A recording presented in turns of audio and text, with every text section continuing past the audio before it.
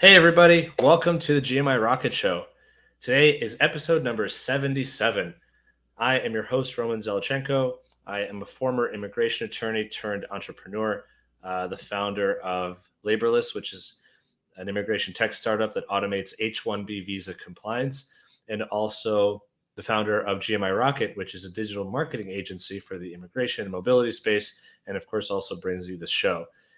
Today, I'm actually recording this from Canada in Toronto, and our guest today is a Canadian immigration tech entrepreneur. You'd think that we would do this interview live in person. We're still doing it virtually. Alas, I guess that's how it turned out. But at least we're on the same side of the border, which is really exciting. So our guest today is Marc-Andre Ranger, who is the founder of a company called ImmiSight. So Mark has two dozen years of experience as an immigration paralegal, which is actually really interesting. And I'm excited to talk about this. I'm very, I guess, used to hearing about and talking to immigration attorneys who kind of go into the technology space, or sometimes individuals who went through the immigration process. I'll say this for my entire career. When I started as an immigration lawyer, I was taught so much of what I knew by the lead paralegal who was, working with my team, working with me on my team.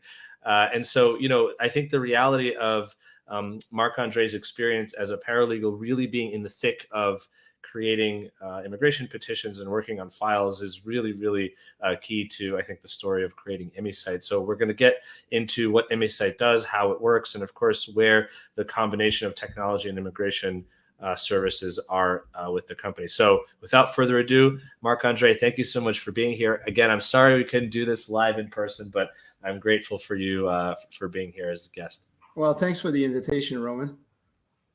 So we were literally at the same conference just a few days ago here in Toronto, but you weren't are alone, though.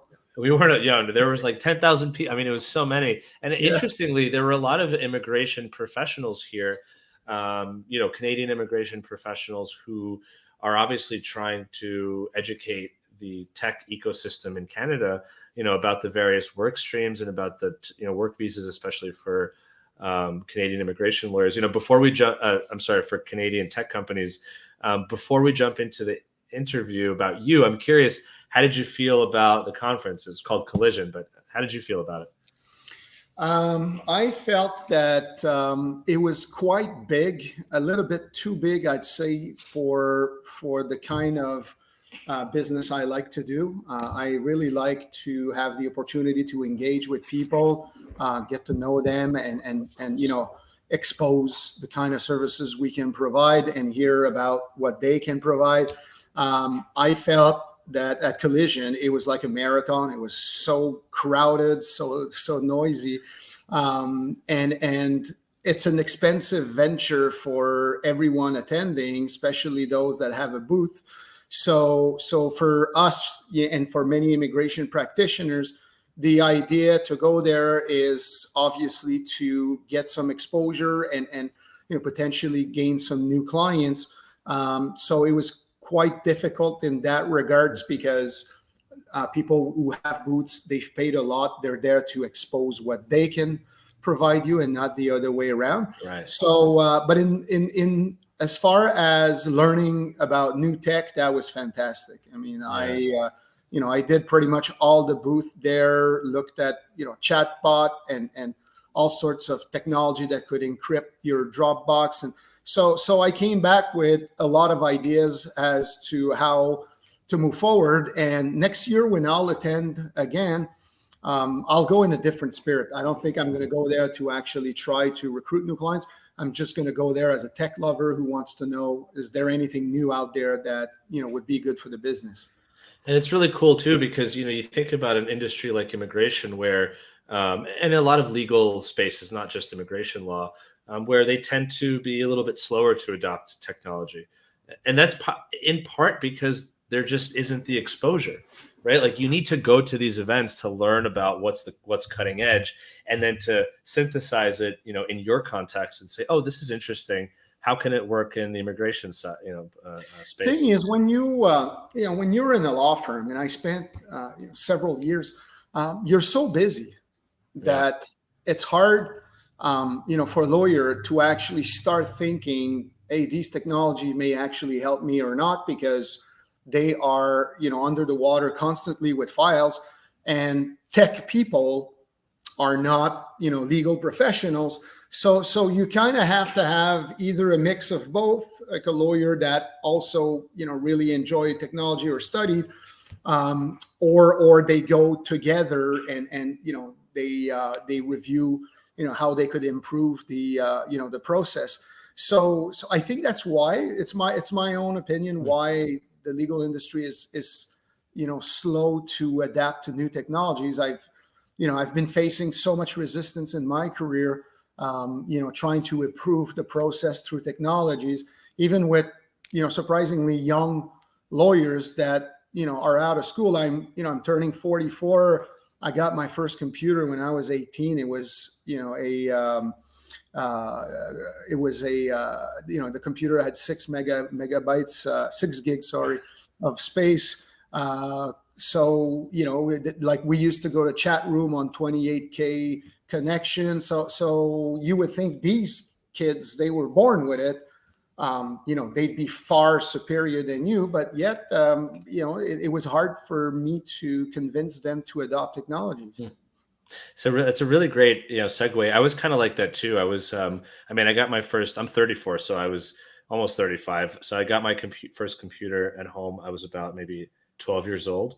And somehow my parents put our computer in my bedroom. So I was able to like tinker with it. And, we had America Online. And so I got to go online and, see the dial-up sounds and all that good stuff from back in the late 90s and around 2000. But I'm curious, if we even before, so you got your first computer at 18. Before that, when you were growing up, kind of as a kid, I'm curious, what kind of a kid were you? Who was Marc-Andre? Were you like, did you take things apart and rebuild them? Were you like really studious and kind of more on a kind of structured mind, or were you entrepreneurial? Yeah. Entrepreneurial, definitely.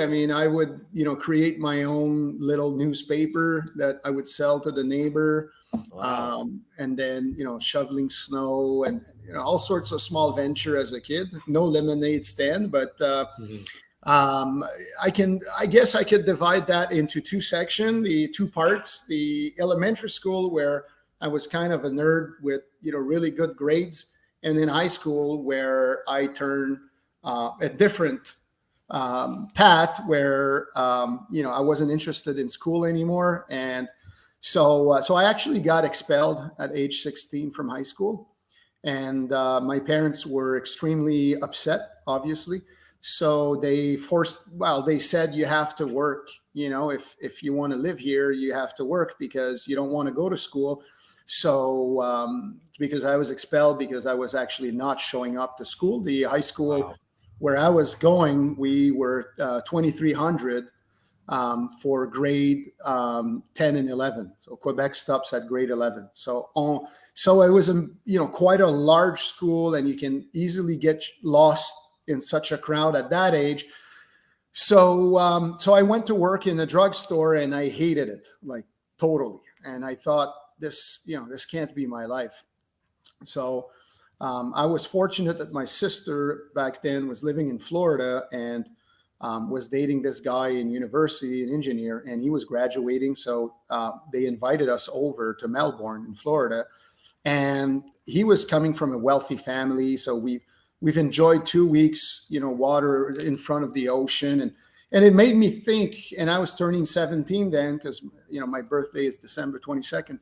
So, and I realized, wow, if I continue on that path, I'm never going to be able to have that kind of lifestyle, So I told my parents I'd go back to school. So I went to adult education, and they put me back.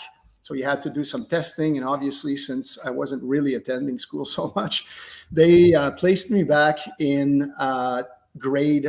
I'm just translating here because Quebec works with secondary 1, 2, 3, 4, 5.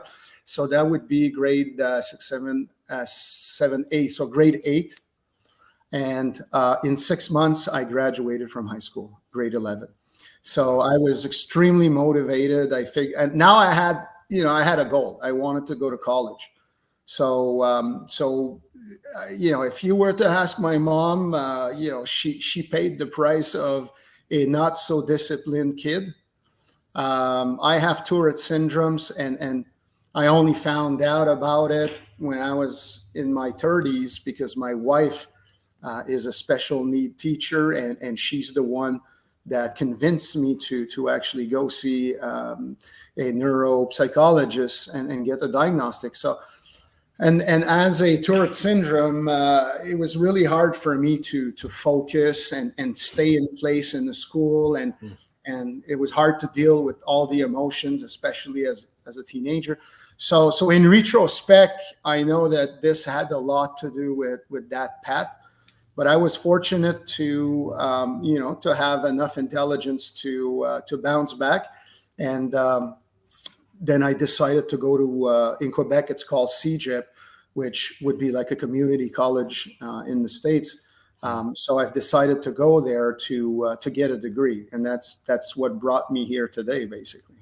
It's incredible too. It makes you reflect on the school system, and especially I went to a high school that had in my grade not quite that many, but we had between 700 and 900 students. It was also very, very big. And like you said, you get lost. There aren't enough staff to give you individualized attention. And maybe to your point, say like, hey, you should look into this. Maybe something is impacting you're obviously bright, but there's something that's impacting you in terms of your ability to come to school and feel motivated and things like that. And it just, you're absolutely well. The school system is one size fits it all. Exactly. But you have 30 individuals in a class that are all different. People have, visual memory. People have hearing memory. Some people have learning difficulties. Some people have, Tourette syndrome, other issues, and we can't really blame so much the school system because it's hard to adapt to everyone. But in my case, for sure, in retrospect, it was just not going fast enough. Like it was the same in college. Like I felt, is it ever going to end? So that's why when I went to adult education, you can go at your own pace. And I remember the school director had told my mom was actually crying in the office, and he told her, "Don't worry, he's going to do really well in the the adult education." And at that stage, I knew that sky was the limit. I could literally graduate. Like when I dropped out, I was in grade 10. I was the age of grade 11, but I was in grade 10. And I bounced back. I knew that I could actually graduate the same year than all of my friends, despite I had been out of school for 4 months and I was only in grade 10 as opposed to grade 11. That motivation made me go to school every night. And back at the adult education in Quebec, people who, for instance, receive welfare or are unemployed, they get, more benefits if they actually decide to go back to school. The government will give them a bit more money. And I felt some of the people were not really motivated. They were just there for the money. On Friday, I could tell you that in a class of, say, 30, we were only 2 or 3 actually showing up. And, I was showing up because I had one goal in mind was that in September, I wanted to be in college. Mm-hmm. Wow. Yeah. Yeah. It's the one size fits all is definitely challenging. When you grow up in a big city, it's hard to either you go to private school and you pay for more one-on-one education, or you obviously have to go to, and you grew up in Quebec, right? I grew up in Montreal, but on the North Shore, in Quebec, but on the North Shore of Montreal. And I can totally see the difference because we made a decision, my wife and I, to relocate to Ontario. Amongst those reasons is they still have a Catholic school system where, and it's if you go to the French Catholic school system, you need to be Francophone and Catholic. So obviously these are extremely small schools. So our kids go to a school that only has over, I'd say, 150 kids. Mm-hmm. And so we kind of know everybody, and there's no trouble. I always felt that schools at high school level should be much smaller than what we've experienced, my wife and I, because it's really hard to keep control over such a large group of people. Yeah. So with my kids so far, I mean, my son is 12, he's entering the trouble years. So hopefully he's not going to follow the same footstep that his father, but he's more disciplined than I was, I can tell, at the same age. So Interesting. I'm a firm believer that I have a lot of I put a lot of value for education, but having a degree is not something that impresses me anymore. I met so many great people in my life that have lower education but incredible skills. I find that university perhaps is not necessarily doing what it should, to the extent that, for example, when you go to lawyers, they have, like, all the lawyers I've hired, funny enough, I'm a paralegal, but lawyers used to work for me in my previous venture. They went out of school and they had practically zero practical skills, knowing how to actually do a files. And so they had all this knowledge of law that would be nice if we have a chit chat, over a coffee or a beer at night. But in the actual real world, they were struggling to actually function properly. Mm-hmm. So that brings me to the question. So you went to, after high school or after secondary school, you went to a community college. Did you graduate? Did you want to go into immigration? How did you end up going from school into the career that you entered? Because you did get into immigration pretty quickly, right? I did actually. The first college I chose was for skiing. So I went into the AA team for skiing for that school year, which was not in paralegal.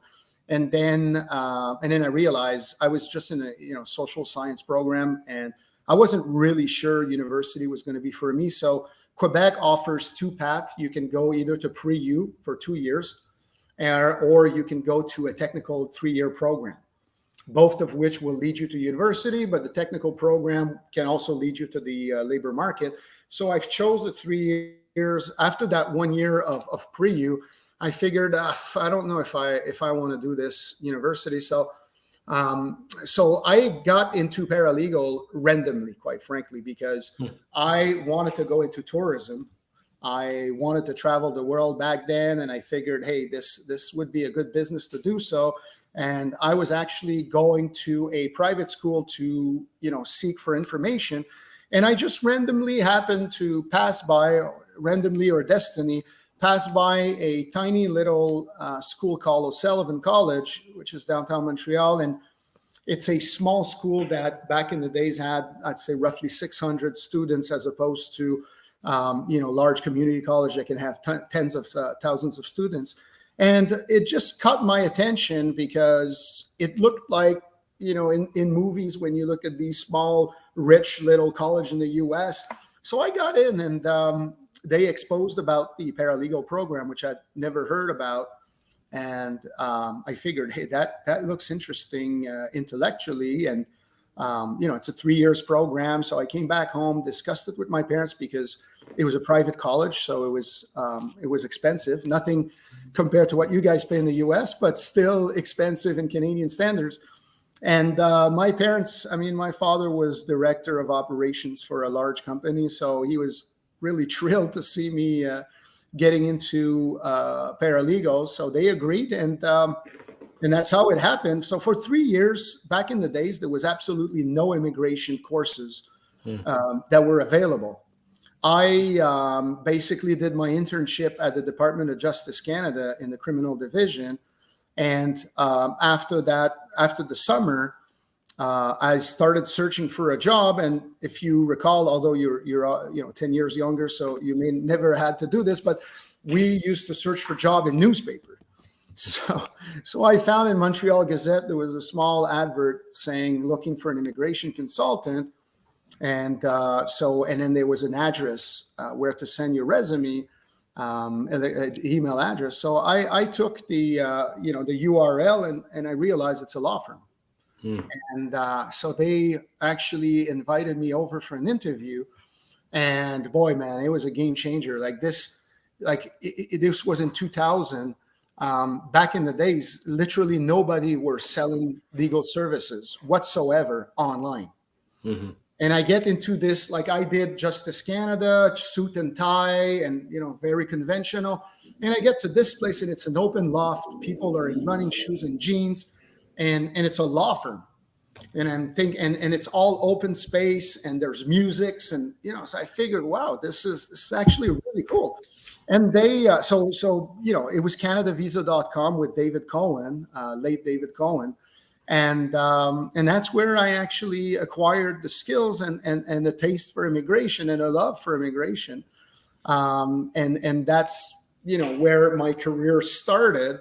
I didn't know back then that I was actually going to spend the next 2 decades in immigration. I've actually went to university and did a minor in labor law, and I thought eventually I'll do labor law. And then I got into work permits and realized, hey, this is really close to labor law. There's labor law component with the work permit as well. And I also realized, wow, this is one area of law that I'm not going to have a lawyer, upon my shoulder all the time to tell me what to do. I have much more flexibility as far as dealing with clients and working the files. So that what kept me going, basically.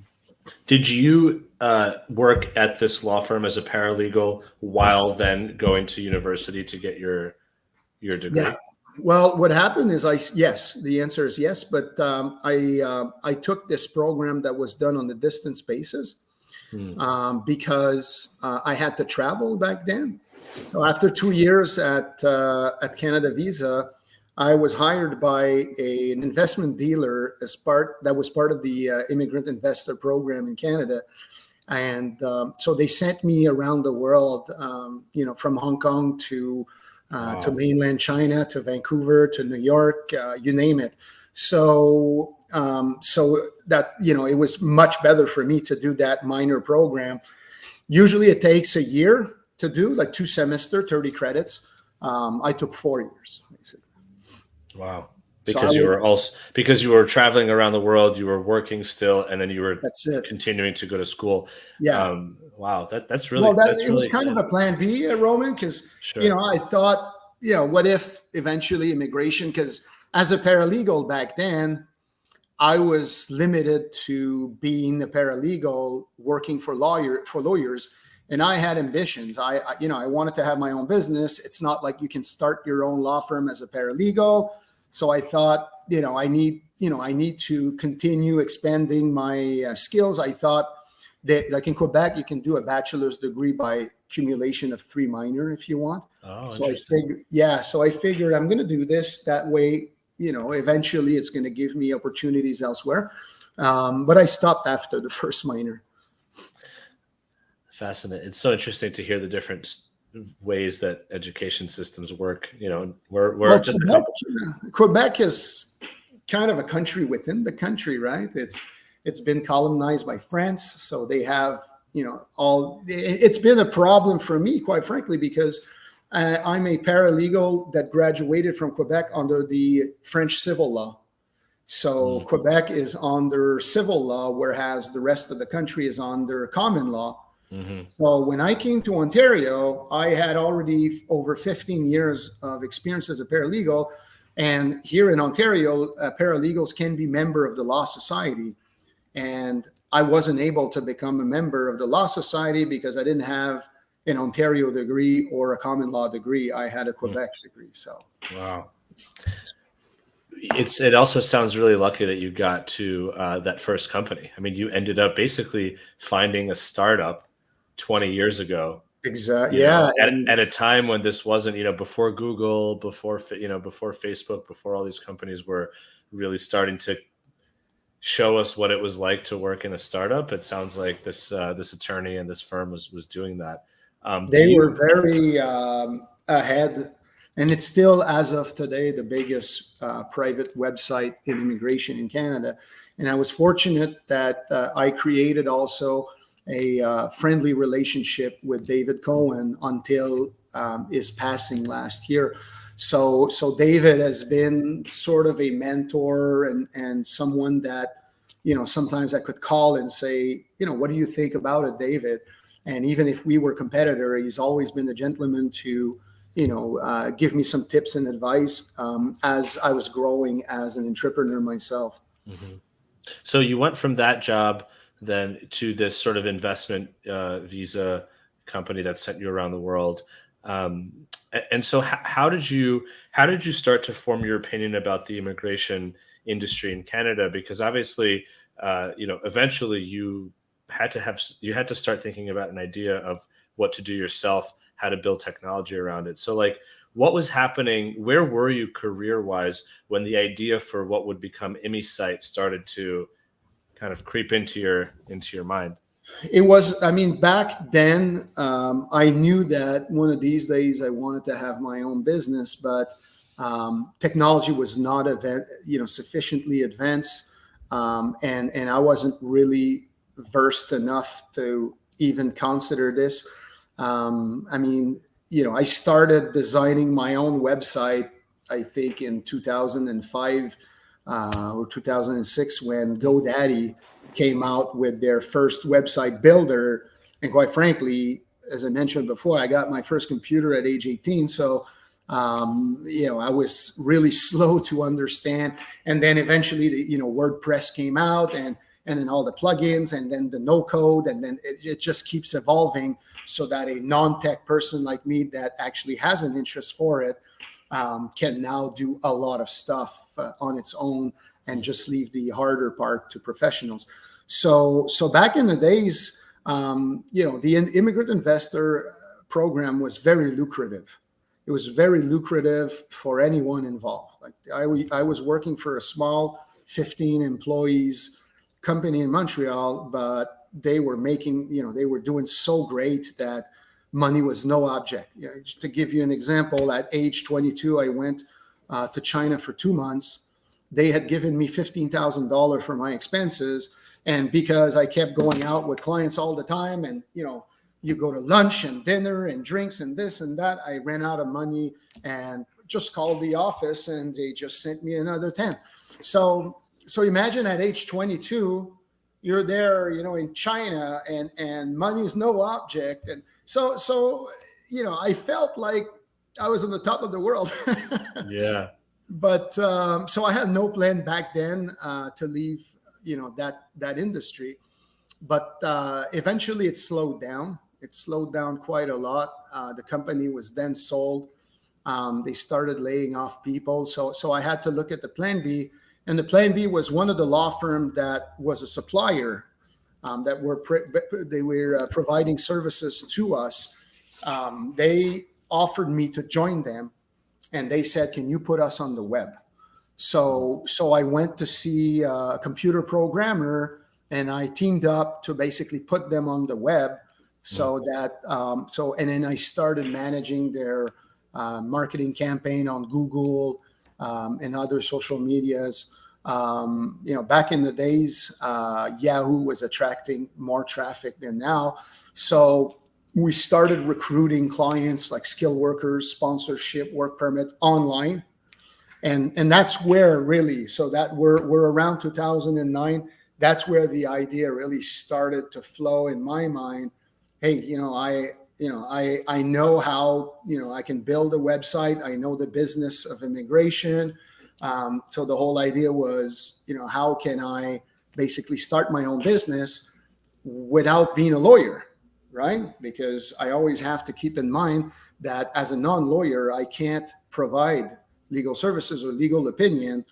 So that's where I was kind of stuck in the idea. And in 2010, my son was born.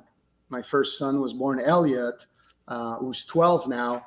And that was obviously an event changer, a game changer for me because, although I thought I was really ready to have a child, all of a sudden it was much more difficult than anticipated.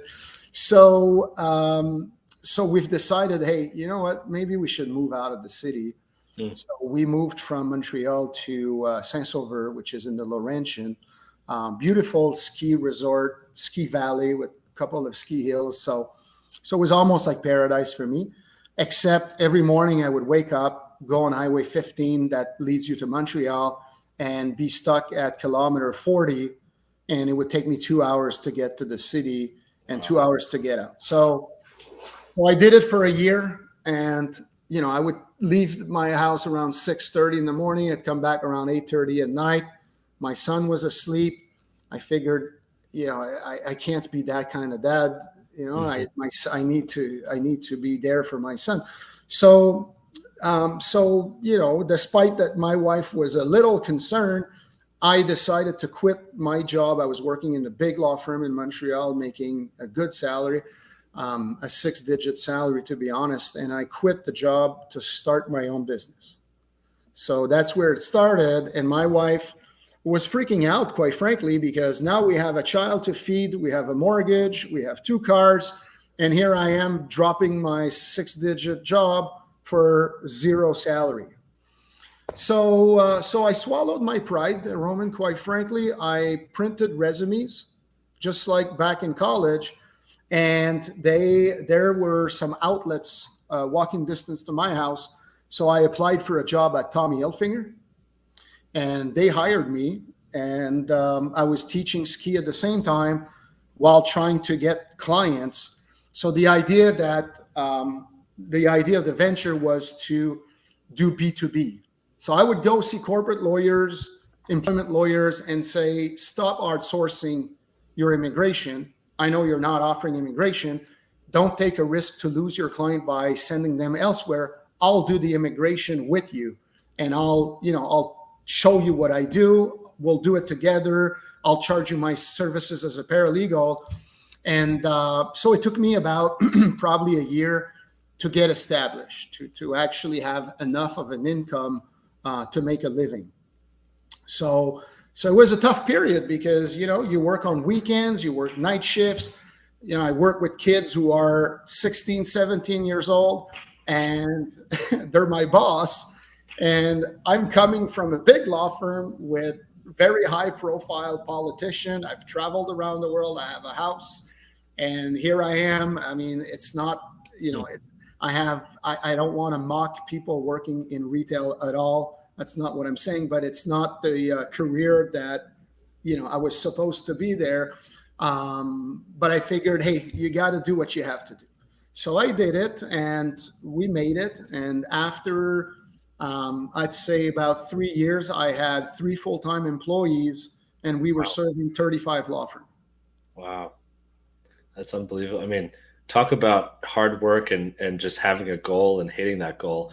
And it's interesting. The question, I'm so happy you shared that story, because the question always comes up of, well, how can I quit my job? I have this great idea. I would love to work on it, but I have a mortgage. I have a spouse. I have a child. You had all 3.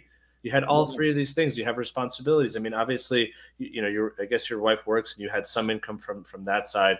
But the reality is unless you're independently wealthy or already have a lot of savings, the reality is there's no easy way. You're going to have to either get another job, like you got another flexible job that would allow you to do this kind of a thing, or eat into your savings, or, just not do it and wonder for the rest of your life what would have been if you started that company. It was out of necessity for me, basically, for my own, mental health. Not, either we were moving back to Montreal in a condo, which was not the setting I had in mind for the kids, or we would stay in the Laurentian, and I had to try to find something. In the Laurentian, there's no job other than hospitality, restaurant. The service sector is not really strong there. So that idea came out. But you're right. I mean, the younger, if I had done this at age 22, when I only had my rent to pay, it would have been much easier than now. I have a really big responsibility. I have a child to feed. I had a mortgage, the car. And everybody says, when you're in business, either you do it or you don't. It's like, for me, it wasn't just a sideline gig that I wanted to start. It was something I wanted to do. And if you don't do it full time, then you're not going to succeed. So that's why I went with Tommy Hilfiger, because I could work weekends, I could work at night. So that way during the day I could actually work, on the files. So it was, I mean, they were long days, but I was younger too, more energy to do it. And anyways, I wasn't sleeping. My son would always wake me up. So, but you're right. And we've discussed this. I've discussed it with so many people that told me, I would love to have my own business. I'd love to be the master of my own destiny, to just launch my own gig. But man, I have so many payments, and I have a stable job, and so you need to accept the risk. And my wife, she's a government worker. She's very low risk tolerance. For her, was really much more of a struggle. For me, quite frankly, as long as we have a roof and food, if I had to sell the house, I would have sold the house. It's just fine. But and one thing I didn't mention is, so the last year of school, just before I started my last year of paralegal program, my father died suddenly from a heart attack. So, so at that point, it's not like I can turn around and ask daddy, can you, just some love money to get started. It was just me and on my own. So, I mean, it kind of gives you extra strength, to say, hey, I'm going to do what I have to do. And that's it. If my father would have been still alive, he was making good income, maybe I would have just said, hey, daddy, how about, you feed me a bit of money so that, I can get that gig going. But that was not the case. So, and I feel like sometimes when your back is against the wall like that, and it's really kind of survival in a sense, I think maybe I'm wrong about this, but I have a theory that maybe you're more creative. You're like, ideas come to you. Your tolerance to try things is much, or your tolerance for failure is much higher. And so you may be willing to do the things that other people won't do. And that's what separates you. It's, when I was a kid, so I grew up in a small town called Two Mountain. It was quite agricultural back then. Now, it's a big city now, but my mom would bring me to the crop field, strawberry fields that a friend of hers had, and you would make $2 for the whole crate of strawberry. And in the field, it was only Vietnamese. It's back then in the 80s. So, these were both people. And my mom said, all these Vietnamese, they're working really hard all summer. It's just to pay their tuition fees. And it really left an impression on me, thinking, here I am. I was about the age of my son, let's say. That money is just for my own fun in my pocket. I could make maybe $25, $26 a day doing that. Meanwhile, these Vietnamese, they would make $100 a day. They weren't there for fun. I was there for fun. That $25 would go in my pocket, and then I would buy the next useless thing that would please me for a week or two. And I always kept that in my mind, that, nothing comes free, really. So, and I've been teaching this to my kids as well. The money has a value. So, so you're right. I think it's Bob Marley who said, you never know how strong you are until being strong is the only option that is available.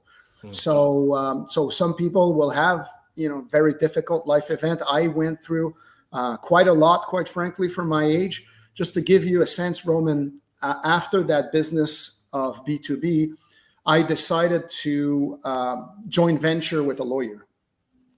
And at that stage, that's in 2016, the Quebec Bar, or the Law Society, they agreed that non-lawyers could become shareholder in a law firm.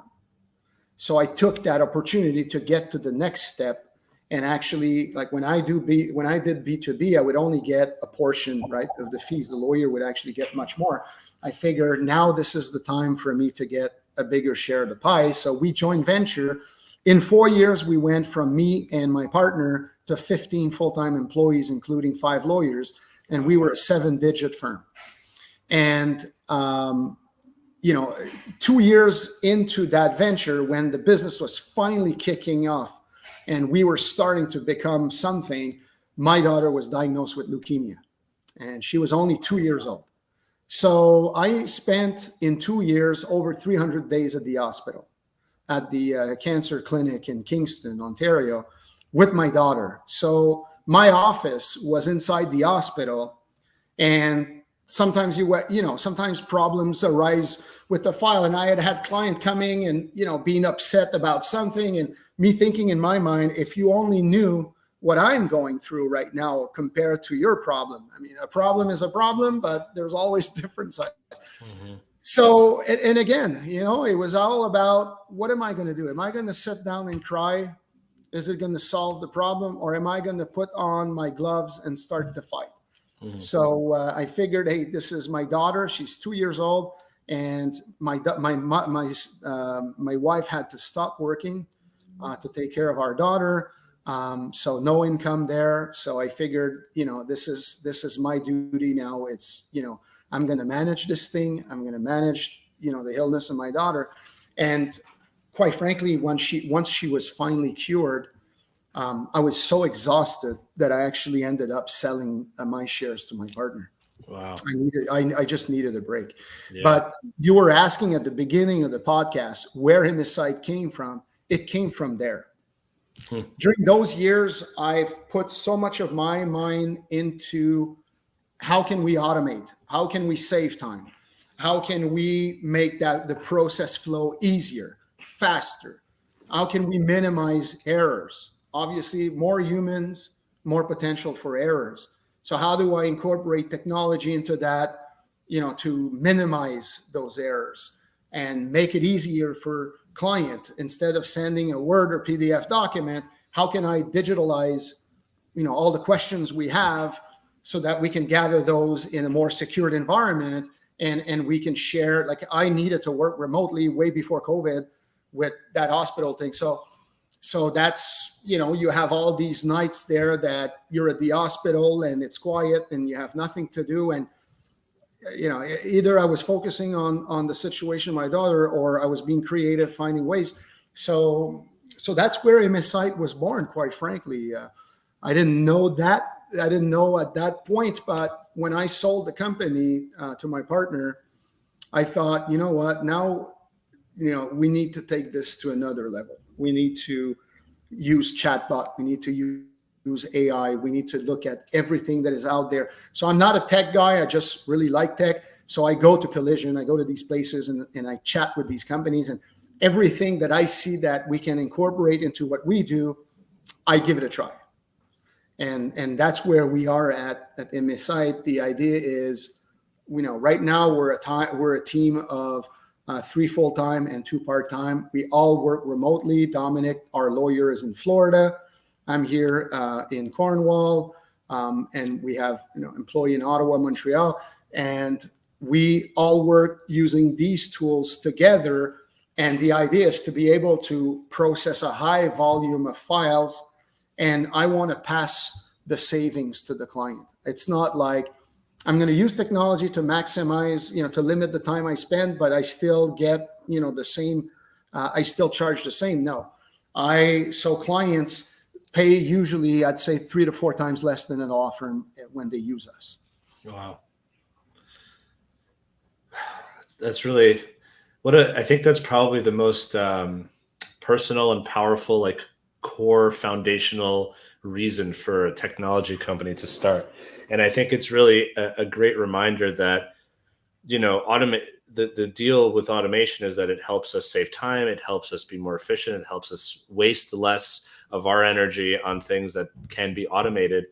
But what do you do with that saved time? A lot of people think, well, great, now I could go home and watch more movies, or, and for you, at least it seems like at that moment, this will allow me to spend more time with my family and take more, to be more present during these, like, difficult situations in the hospital and things like that.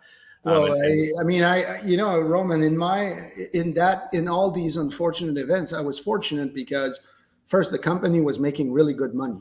So unlike a lot of the parents, so my wife was the president of, the parents group.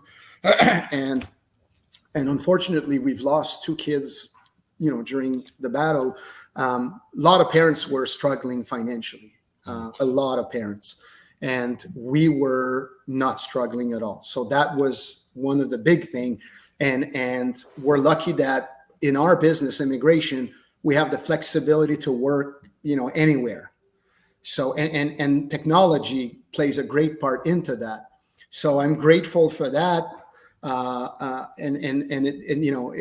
That's why I say, I keep looking at, all technologies that are available, because I want to give that flexibility also to the employees. I want them to be able to say, not feeling well today, I'm going to start working at noon. Hey, I can't sleep, I'm going to do a bit of work. Most of the parents at the hospital, they had regular 9-to-5 job. And, I was the only father. We were the only couple that were always there together until COVID, obviously, because then only one parent could go. And that is because I had that flexibility. It's not because the other parents are bad parents. It's because they have to work. So, we're fortunate, you and I, to be working in that business. And I do see the future. Like, people's often, entrepreneurs that I meet, young entrepreneurs, they think they're going to go in business because they're going to have a better life balance. But you're completely dreaming. You're going to work more hours than when you were an employee, and you're going to have the whole world against you, because clients are not happy to pay legal services. I've never had any clients saying, I'm excited, it's not like I'm going to Hawaii. Now I'm excited. I don't mind to pay the flight ticket. And, the government doesn't really like, necessarily lawyers as well. So you have the client that already pays a lot of their hardworking money. So they really want to have a lot for that. And it's not something you taste or, you actually see or enjoy. So, and then you have the government that often makes your life difficult with all these changes and long processing delays. And then as an entrepreneur, you have to look at, hey, where are my finances? Do I have enough cash flow? I need to do my accounting. Oh, I need to call back these clients. Now, I forgot I need to pay my employees. And so there's so much you have to do, especially when you're in the growth phase, when you don't have enough money yet to start delegating some of these things, to the accountant. I hire an HR. When I had my 15 employees, I was working a bit less than when we were at the startup, but I was still working about 60 hours a week. Now I still work probably those 60 hours a week, but if you look behind me, I'm at home. I'm there to welcome my kids when they arrive from school. If one of my kid is sick, like today, they can stay with me. So I'm working, like, technology. That's one of the things I really like, is it gives you that flexibility. But it doesn't replace the humans. Like when we deal with immigration, as you know, Roman, clients are anxious. This is a game changer. It's a life. If you're going to leave Rwanda, if you're going to leave Congo or Morocco, and you're going to come to Canada, complete change of culture. You're leaving your friends and family behind. You're going to have potentially a high-paid job, and your kids, are going to follow. It's not something light. It's not just, like when I was at Tommy Hilfiger, if you don't like the T-shirt, you bring it back. Right. This is a game changer, and if you screw up, and that's one thing I dislike about the industry, is there's a lot of incompetent people out there that are taking a lot of money from clients and not providing the service they deserve. If you fail at what you do, that person may lose a lifetime opportunity. I mean, I'm here, your family name, Zilichenko, I'm assuming somewhere, in your family tree, someone came to America. My ancestor came to Canada. You're the first generation. My ancestors came from France to Quebec in the 17th century. Wow. They were amongst the first. Had my great grandfather not decided to take that boat and just go out there in America in these cold winters, I wouldn't be here. And those people we represent, in 5 generations from now, this will still impact. So I don't want to discard that. So what technology helps me to do is to do all the repetitive stuff, all the stuff we would waste time, so I can focus my time really on the client itself. So let me ask you this: what does ImmiSight do? I mean, at this point, you've mentioned the kind of service that you care about, the kind of service level that you care about. You've mentioned some of your technologies that you're interested in. Now, can you walk me and listeners through what is ImmiSight? Who is your client? What kind of work do you do? Tell us a little bit about the business. So ImmiSight is basically a partnership between technology and law. So we have Dominic Terry, who's an attorney, a long friend of mine, and a really good attorney. That is our lawyer on every file, and he's the one that oversees what we do. Client come to ImmiSight for our technology. So what we do is basically we facilitate all the data gathering from the client. Immigration is all about data. It's all about who you are, where you're born, from which parents, you have sisters, brother, where did you travel, where did you go to school? You have your whole life there, and we need to collect that information. And it's not, it wouldn't be efficient if I was to sit with you, Roman, with my pen and paper and start asking you all these questions. So we facilitate that data gathering through the use of various technology, whether it's digital forms, whether it's chatbot, and everything goes into a central CRM that is shared with the staff exclusively. And in the CRM, you have access to the full picture. So if you are hired by an employer, all the details of that employer will be in the CRM based on the information that has been provided through the digital form or the chatbot from the employer. And every recurring file with that employer, automatically, when there's a new client, we assign it to that employer. So we already have that information. So, and then obviously, I'd say half of the time is answering emails about questions. So we've developed a lot of tools. I'd say right now we probably have over 30 different sorts of chatbot that answers questions that are very common from clients. So it would be a bit like what we used to have, like the FAQs, for example. But the FAQ, you need to search basically among the question, or you can do Control F. The chatbot, you can ask your question, and we're continuing to improve all the questions that clients. So if a client asks a question that is not inside the chatbot, obviously there's learning tool into AI. So next time they ask, there's going to be an answer there. So as we grow, as does the chatbot grow. And the idea is, let's limit our conversation with client to the important stuff. So like a client's father has passed away last night, called me this morning. That's not chatbot stuff, right? Client, so he has to leave the country urgently. We've applied to extend the work permit. It's under processing. In Canada, when your work permit expires, if you apply before, then you're under what they call implied status or continued status. So you can keep that status as long as you stay here. So, client is worried. What do I do? Like, I have to go. My father just passed suddenly. I'm losing that status. I need my job back. That is not chatbot stuff. That's human to human. But the rest, how long is it going to take? How much of the processing delays? Should I translate my documents? This is all chatbot stuff that we're building through AI. And the idea is to limit the number of emails, because quite frankly, back in the days at my previous firm, I would take a 5-minute break outside just to have a coffee. I'd come back and I had 25 emails. So, I didn't even want to take any vacation, because I knew that when I was going to come back, I was going to have like 400 or 500 emails, and it's going to be impossible to get on top. So we want to minimize the number of emails. We want to make sure that employees were able to, they're able to find a balance where when they are off, when they finish work, they can stop thinking about it. And the chatbot works 24/7, so it's great. The digital tools are connected through an API with our CRM. So by basically having sort of a 360 integration, we all have access to the information. If I, for some reason at 8 p.m., I'm thinking about a file and I'm not sure, everything is readily available for me. And now, our next step will be to potentially automate a portion of the forms that right now we do manually.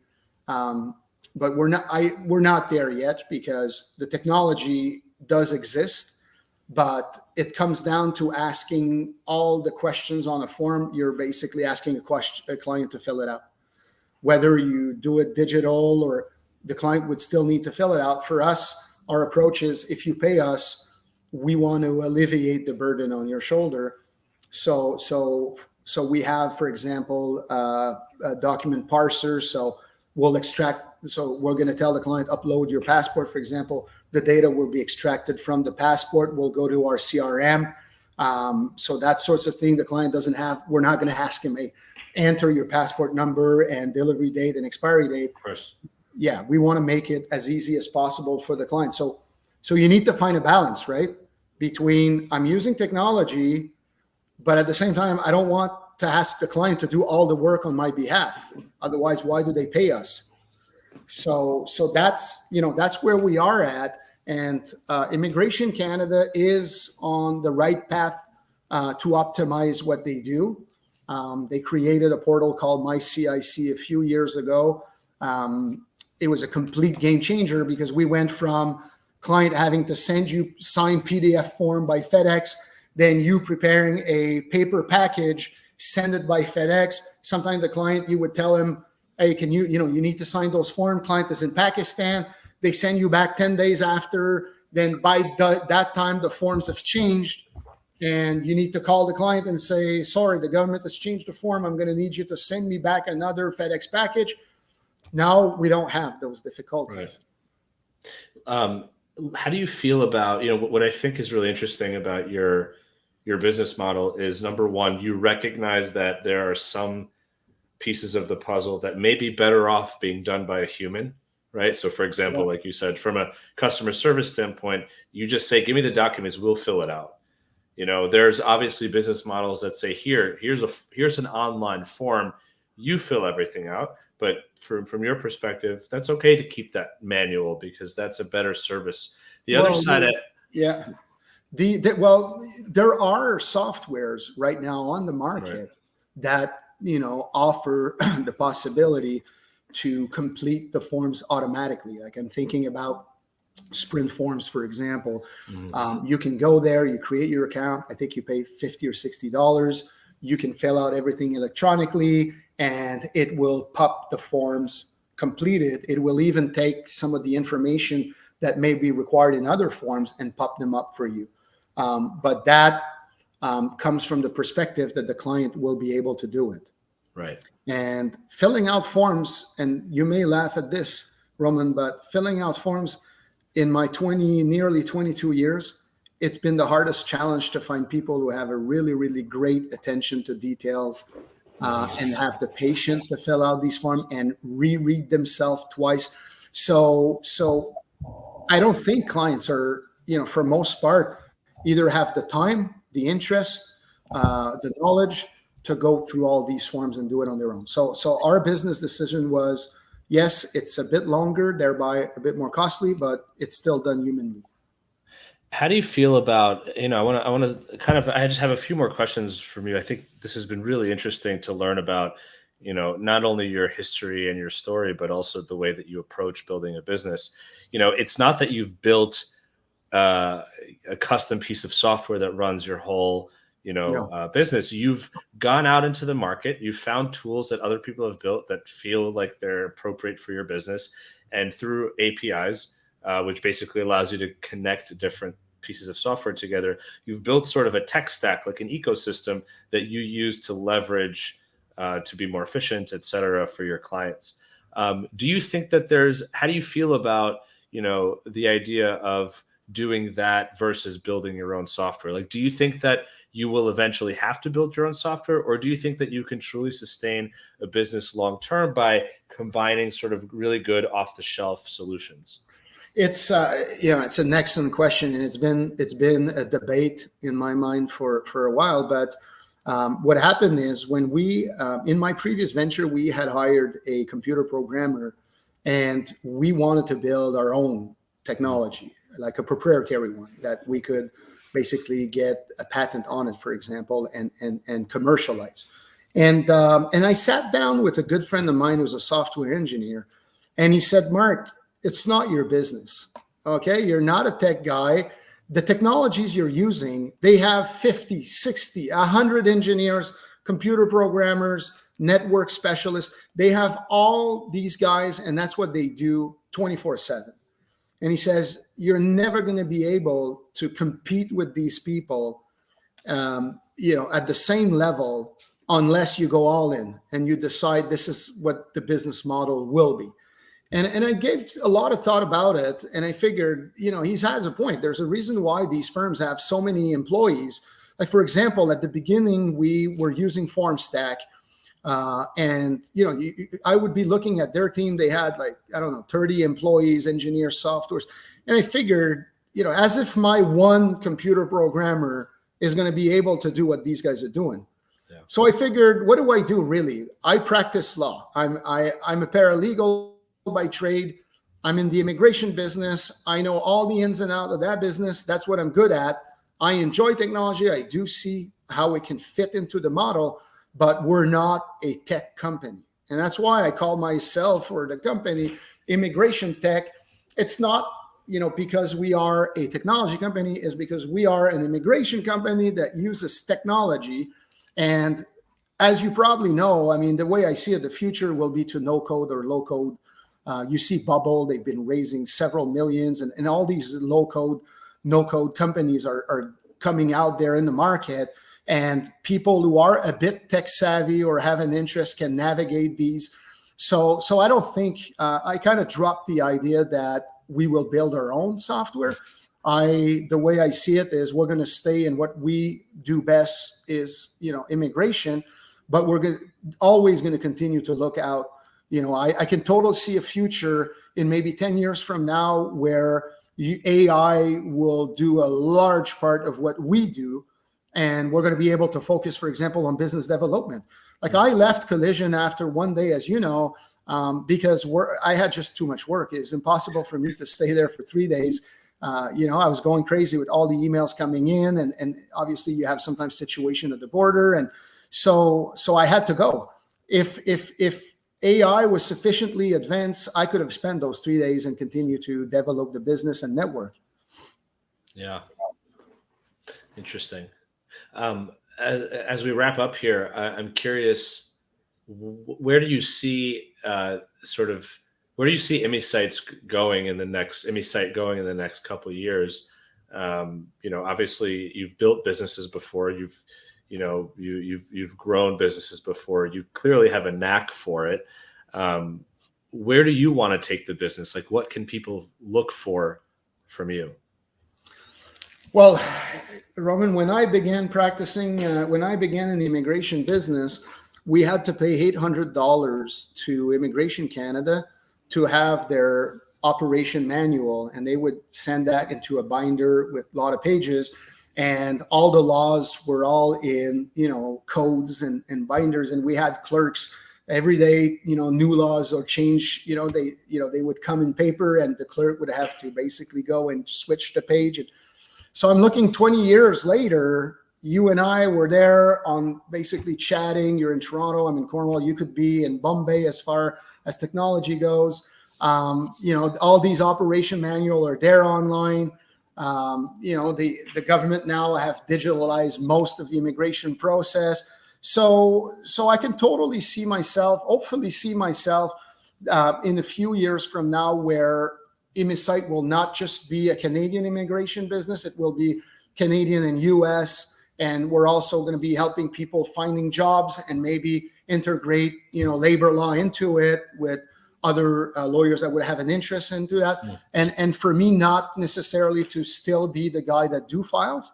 I still enjoy doing the files, but it's been 22 years that I do them on a daily basis. I would love to pass along that, to a younger generation at some point.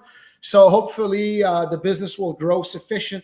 Our goal is not to have 100 employees our goal is, to remain a boutique small business, maximize profit, use technology as much as we can, and have a crew that actually enjoy what they do. Like right now, we're in the fun stage because I know, the kids, I call it the kids because they're all born, in 1999, 2000. And when I do the maths, I'm like, hey, I graduated. So, but I want them to enjoy, like for me, it sounds fun, but all these years in law firm or the investment dealer, they were really long hours, man. They, my wife, when I started dating her, she was in college to become a teacher. And to see me, she would have to come to the law firm because we would have dinner on Sunday night at the law firm. So that, so back in that, how like the new graduate, I think law firm has, they have adapted a bit to the demand of the younger generation, but it was expected from us to do all these long hours. And I really, truly don't want my staff to have to go through that. So we have a policy that, if you don't feel like working, you don't have to. You'll still be paid, and you can take vacation if you need to. You'll still be paid.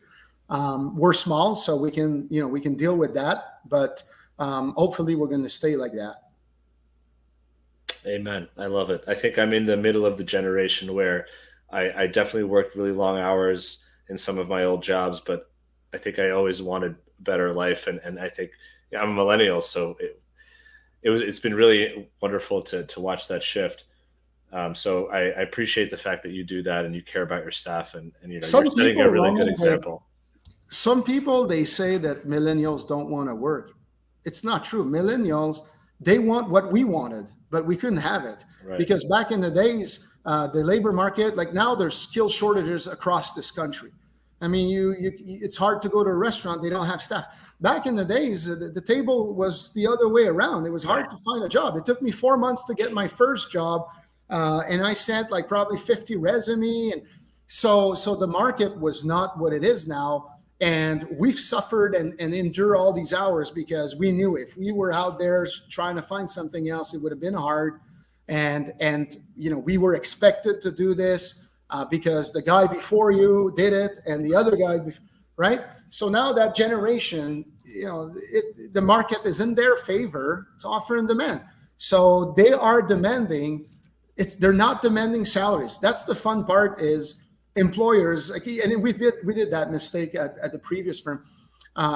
We think, hey, I'm going to give you 10 grand more. I'm going to give you an extra 10. And, to quote with the fact that I've asked you, to work weekends and in long hours, they don't want it. It doesn't change anything. They still leave. We had a turnover of about 18 to 24 months. We even took a professional in HR to see why, where we were offering great environment, a loft, paying for food, beer, party. They'd still leave because at 5 p.m. they wanted to be out and they want to have a life balance, and good for them because I wish I could have had that. So if you want to keep your staff, give that. Like my staff, I'll be blank honest, I don't have the financial means right now to pay big salaries. Competitors could come and, probably pick my staff right away. But unless they're lying, they seem to be enjoying what they do, right? I give them bonuses as soon as I have a bit of an influx of cash, give them bonuses. And as I told you, they can come in or not. If they wake up one day and feel like, I don't want to work today, it's nice, you can go. You can go, and I'm not going to penalize you. And if you want to come in at 10, you can do it. But all I'm asking in return is the files are done. Right. Like you respect clients. And then that way you respect the employees. They're adults, so they can manage their own time. That's right. We're not in a shop where you need to punch in. Right. We're in an environment where we can work 24/7. Right. So, whether you answer at night, because like when I was young, when I was in my 20s, I much preferred working at night. So I would go to Canada Visa and I would work, from 3 p.m. till often midnight because I preferred the nightlife style back then. Now, my kids, my age, I prefer to work early. I actually prefer to finish sooner. So I let I want the employees to adapt to what, they feel better. I told them, you're useless to me if you work and you're tired. Right. You're useless because we're in the business of small detail. We're in the business that your intellect needs to be awake So if you're telling me that you like to sleep in late, and I force you to start working at 8 or 8:30, and you're after your 6 coffee at noon you become productive, might as well just start at noon and be productive. Right. Exactly. I love it. To wrap up, I just we had a couple of comments here that I just didn't get a chance to bring up because we were having such a great conversation. I actually don't know who this person is. I think their privacy settings don't allow their name to show up, but they said, Marc-Andre, so good to hear you, that you connected with Roman. Completely agree with your statement of lawyer versus experience, in terms of this was about lawyers coming out of law school, not having a lot of hands-on experience. Which I experienced myself, as a young attorney. I actually had some great internships, and when I came out, I could do a little bit, but you think you know a lot when you graduate law school, and you start actually, yeah, and then you don't really know anything. One thing you definitely often don't know is, hey, Josh, good to see you. One thing you really don't often know is to manage your clients, manage the clientele, and manage potentially difficult situations sometimes. One thing that I noticed in my previous firm with the lawyers is they didn't want to take the phone. And that I insisted. Like, clients would call, I'm busy. And they didn't want to take that phone call. I'll answer him by email. And I kept insisting, no, take that phone call. You're going to save time, because you're going to send an email. He's going to send you back. You're going to send an email. It's going to take those 10 minutes.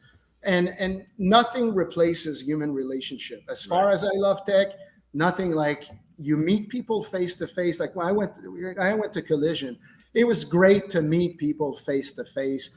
You just have a much better sense. Client on the phone, they can hear your expression. Sometimes conflict arises from email because you put 3 exclamation mark and they think you're frustrated, and so and that you learn on the field. You learn by, working. I had one question here from Josh. He says, what do you think about the current backlogs with IRCC? And maybe, I know it's frustrating, but I wonder from a technology standpoint, if you have any sort of particularly unique point of view on that. Well, the backlog is a disaster. There's no other words. People are waiting. I think a work permit in India is 1 year. Extending your work permit from inside Canada is almost 145 days. People lose their, they lose the ability to travel outside Canada. They lose sometimes their healthcare card. It frustrates me. It's the big thing that if I was to quit that industry, would be because of the government. You send web forms to the government, they don't respond. You send a second web form, they don't respond. You send a third one. You do an access to information. It takes 6-7 months. In all these years, I've never seen the government so disorganized. And it's not just immigration. You can see it on TV. People are lining up and sleeping in front of passport offices to get a passport. We look like a third world country, quite frankly. And immigration, it's funny because they had all these government workers before, and now they have to add up more and more and more and more, and nothing gets done. The only improvement I've seen lately is with the LMIAs. Not necessarily with processing delays, but you get the payment receipt a bit faster. But if you have a 2.4 million files in backlog, and you have 2 decisions. Either you're gonna hire more people, or tell your workers to make decision faster. But I don't really know how they can do that, because they're granted about 5 to 7 minutes to make a decision on a file. Now they're trying to use artificial intelligence, which will open up a lot of lawsuits against the government for wrongful decision.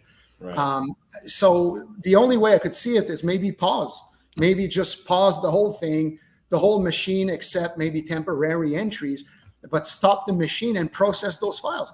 I mean, you've taken all this money from these people who are expecting to come. They were advertising 6 months processing delays, express entry. You're now up to almost 2 years. Exactly. That's why right now we don't do any PR files. We only focus on the work permits. You were asking who our clients are. They're mainly recruiters and employers. We do business directly with them. And the reason why we've decided to focus on it is because first, Work permits, LMIAs are intellectually challenging, but the other thing is you can get results much faster. Just to give you a sense, Roman, someone living in Quebec will have to wait for about 6 months to get what they call a CSQ, so your preliminary acceptance from Quebec. You're going to use that to get your permanent residency. You're going to wait another 28, 29 months. So you're looking at 3 years down the road before you're a permanent resident. So, and until they tackle those backlog, it's going to be this. It's going to stay as is. And another problem is when I started doing immigration, there was a handful of programs. You know, you would sponsor your wife, or back then they had the fiancé visa. You would do skilled worker program, refugee, like it was a few. And Manitoba back then were the first one to have like the PNP, and Quebec was always different. Now every province have their own PNP. Sometimes they have 6, 7, 8 streams. Government has created a tremendous amount of programs you wouldn't believe. And it has gone to a point where it is so complicated that legal professionals that do this on a daily basis they have a hard time to cope with all the changes. So immigration is supposed to be administrative law. It's supposed to be something that is more accessible to the public. They made it so complicated that sometimes you feel like you're basically at trial in a regular courtroom. Yeah. We have a lot of those same challenges and frustrations on the U.S. side. A lot of backlogs, very, very complicated. A lot of lawsuits that have been filed against the government. I guess that's just part of it's part of the story, especially as the country grows and wants to attract new talent and normalize people. But the number one problem is immigrants. They don't want to rock the boat, and I understand them. It's a foreign country. You don't want to start rocking the boat. And a lot of them, we tell them, you know what, we could take a motion in mandamus to force them to make a final decision. I mean, I met a student, she's been waiting 2 years to get her extension. So she's stuck in limbo in Canada. No one answers. She went to see her MP. I said, take a motion in mandamus, which is a motion to force the government to either do something or not do something. Mm-hmm. And a lot of immigration lawyers have reported that they've been successful with these motion in mandamus because when it comes down to the judges, that's even if you have to go to the judge, because very often the legal department of Immigration Canada is going to look at it and say, yeah, we're going to lose on that one. Give them. Because they were, like the immigrant investor, for example, they were granted the idea that if you invest a lot of money into the Canadian economy, we're going to fast track you and give you permanent residency. A lot of them have been in the pipeline for 5 years. So, how is that fair? Like basically these immigrants, they put their money in trust for 5 years and they get the money back after 5 years. You're supposed to be a permanent resident by the time you get your money back. They're not even permanent resident. Yeah.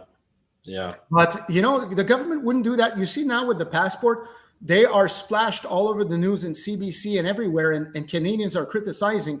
One of the reasons why the government often adapt and fast track, for example, sponsorship, is because these are Canadians sponsoring people from abroad. So the government kind of listen to these people because they have the means to do trouble. Immigrants, they don't want to rock the boat. And so the government doesn't care, Government reacts when they feel the heat. So I strongly encourage all immigration professionals across this country to make Immigration Canada feel the heat, take these motion in mandamus, encourage clients to go see their MPs. It's, a friend of mine is an MP. He said 50% of the work at his office is all immigration related. Wow. In this country, 60% of all access to information are done to Immigration Canada and CBSA. I mean, there's a problem there. It's a massive, massive problem. So I want to end on a positive note, because I think that's something we can probably be frustrated about the government forever. I mean, and they might make some positive changes and there will always be something else. I wanted to ask you as sort of a fun final question. You mentioned that your first kind of business was a newsletter or a newspaper for your local town.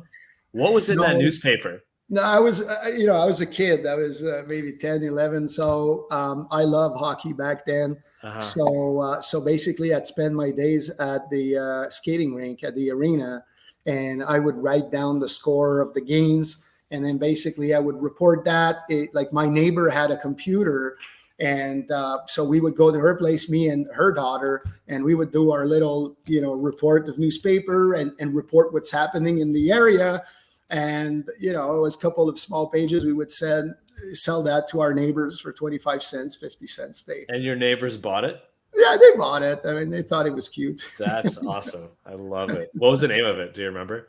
Did it have No, a I name? don't. I don't remember. I wish I could actually see. It was back then, you know, when you had these printers with the holes, and you know, it would bring it, and then you have to remove it. And well, when you become a big fancy entrepreneur and you sell your company, that would be a really great memento to have, to say, this is where it all started.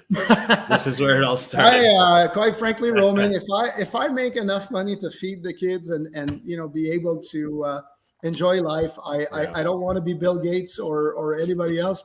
I just want to enjoy. I want to wake up and have fun, you know. And there's been a lot of years in my life that I would wake up and go to work and feel a burden. Nowadays, you know, I say work 60 hours, but I don't feel like I'm working. Like you and I right now, we're working. Do you feel you're working? Nope. This is a wonderful conversation. So yeah. I know exactly how you feel. So, you know, you and I, just for you know, for the guests, for the sake of all your viewers, we were actually chatting when you were waiting in line at the airport, and you know, we wanted to meet at Collision, and you know, it's so much fun. You meet people from around the world, and I mean, as I said, if it wouldn't be of the government, you know, I still have, you know, the fire. I still love that business. Yeah. Well, I think I'm excited to see what you're going to continue to build, and you know, best of luck with ImmiSight. And you know, thank you. This was such a great conversation. I appreciate you sharing your story and your background and sort of how this idea came about. And I definitely encourage folks on the Canadian side of the border to visit your website. All the information is going to be in the description of the show. So Marc-Andre, thank you so much for being here. It's Friday afternoon, so I'll let you go. Really appreciate your time. As you can see in the back, it's sunny. We didn't have that much here lately. So, and it's a, you know, it's Quebec's National Day.